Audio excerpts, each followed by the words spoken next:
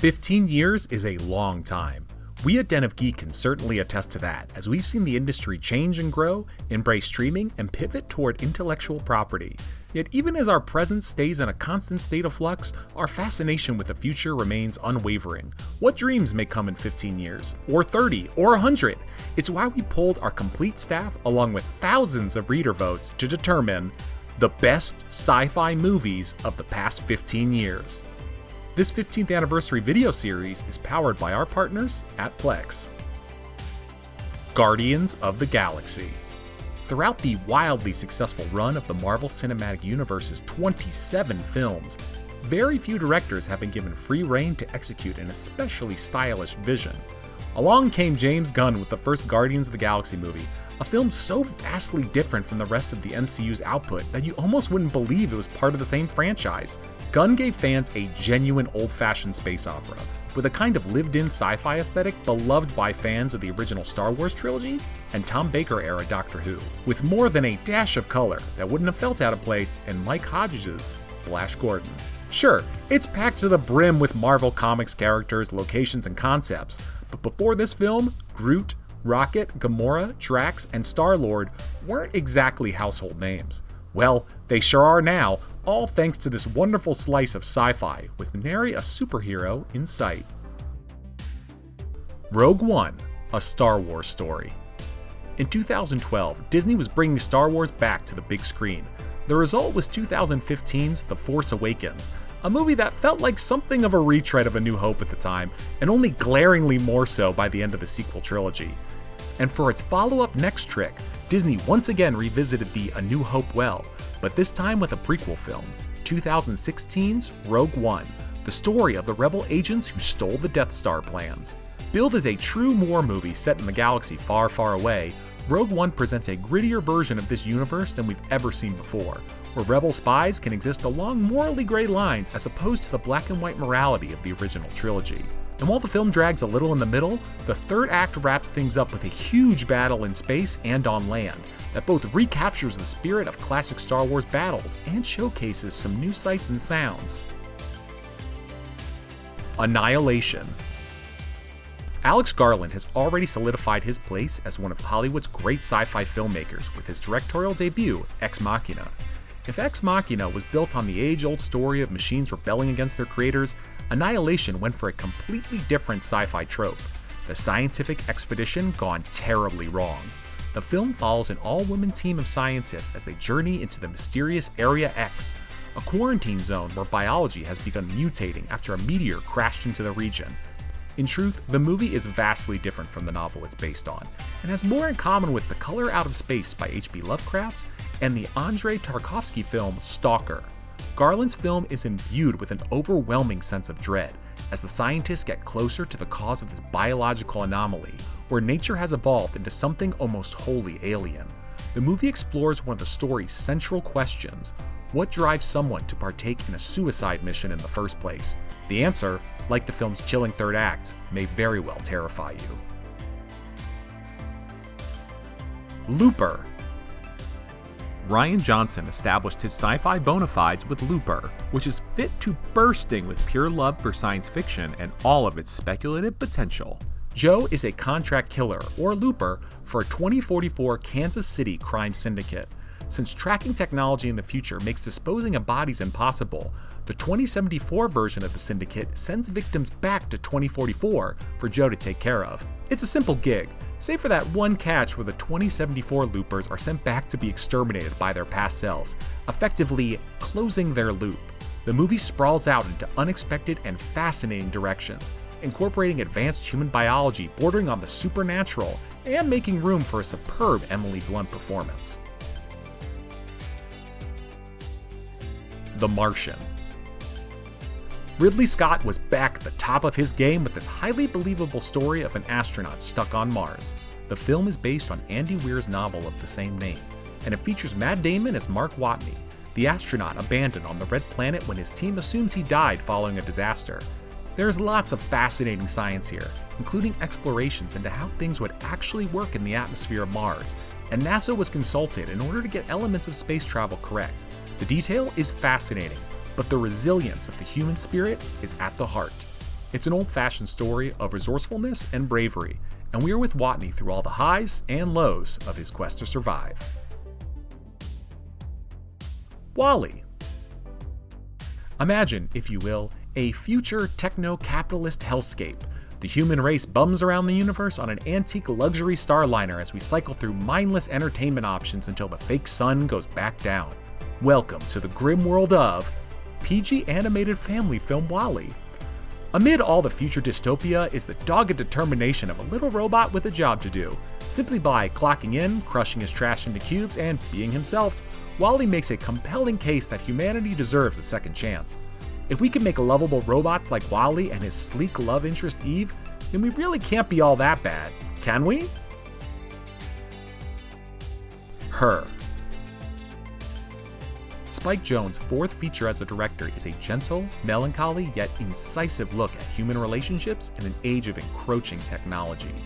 Introverted Theodore is depressed and lonely after the end of his marriage. When he installs a new operating system at home, a virtual assistant which he names Samantha is programmed to evolve on its own, and soon Theodore and Samantha begin an intimate relationship, even as Samantha begins to advance beyond human comprehension. The love story between Theodore and Samantha is believably developed, and Samantha's final stages of development hint at unknown realms of consciousness we can only guess at. This is a marvelous, sad, and moving work of original science fiction from a filmmaker who's been absent for too long. District 9. After working in special effects, South African writer-director Neil Blomkamp directed his debut feature based on a short that he had made a few years earlier. The inhabitants of an alien spaceship that appears over Johannesburg are confined to an internment camp called District 9. Plans on both sides, by the government to relocate the prawns, and by the aliens to return to their ship, go awry as the inept bureaucrat leading the government operation inadvertently begins mutating into a prawn himself due to exposure to alien fuel. Shot in a semi-documentary fashion and relentlessly intense from start to finish, District 9's reputation as one of the best sci-fi films of the 2000s is well earned. As with all great sci-fi, the film uses its premise to touch on racism, xenophobia, human or otherwise rights, and segregation, with South Africa's own shameful history of apartheid lurking in the background. Edge of Tomorrow. Time loops are nearly always a character goldmine for the sci-fi genre, and Edge of Tomorrow is no different, as it forces U.S. Army Major William Cage into refining his mental and physical strength over countless loops in the midst of a futuristic battle to save Earth from crafty aliens. Doug Liman's risky movie ended up being a cult hit, and while the movie's conclusion was written during filming and is often considered the most underwhelming part of what is otherwise an action-packed sci-fi gem, it's a treat to see Cruise playing against type as the hapless Cage, with Emily Blunt's heroic Sergeant Rita Vertasky relentlessly putting the screws on him until he's worthy. Dune. Dune has long been regarded as one of those unfilmable books, with Frank Herbert's classic novel about humanity's far future considered too dense and complex to truly translate to the screen. And indeed, it took 3 tries to get it right. Working with an incredible cast that almost all fit their roles to a T, the film is largely faithful to the first half of Herbert's book, while bringing it to the screen with jaw-dropping visuals that seem to leap off the page. Dune is a glorious, often stunning adaptation of a science fiction landmark. Ex Machina. A machine achieves sentience. It's one of the pillars of the science fiction genre since at least Metropolis. Yet it's arguable no sci-fi has gone to the lengths of imagining the difficulty of achieving, and therefore proving, artificial intelligence that Alex Garland's Ex Machina embarks on.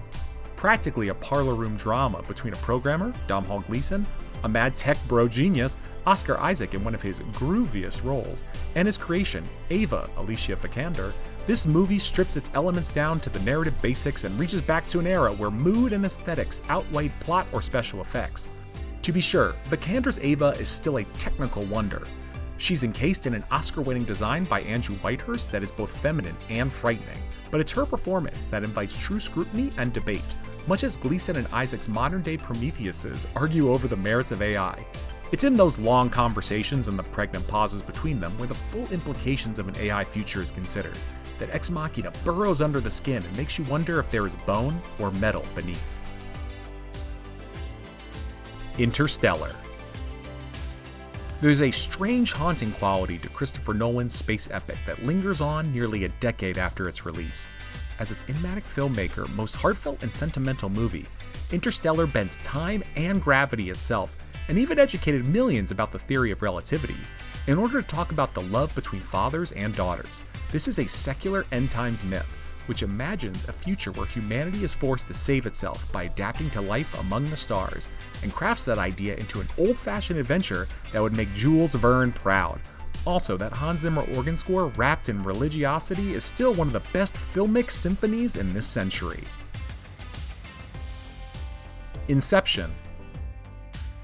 Christopher Nolan's other great sci-fi film from the past 15 years, Inception is less concerned with the hard science that exists about its subject of choice, lucid dreaming, than it is with using dream logic as a backdrop to craft one of the most satisfyingly naughty crowd pleasers in recent memory. Something of a cinematic manifesto for Nolan, Inception provides an allegorical mission statement about how a director puts together a crew in order to implant ideas into your little head. It asks the audience to keep up, as it uses dream infiltration to weave a labyrinthian adventure that can be as dizzying as it is visceral whenever a train manifests on a city street or a hotel hallway rotates on a 60-degree axis. Arrival. Based on the tale story of your life, Arrival details the first contact between human and alien life through the science of linguistics. Language professor Louise Banks is recruited by the government after a dozen massive ships appear around the globe to attempt to decode the aliens' tongue and find a way to communicate with them.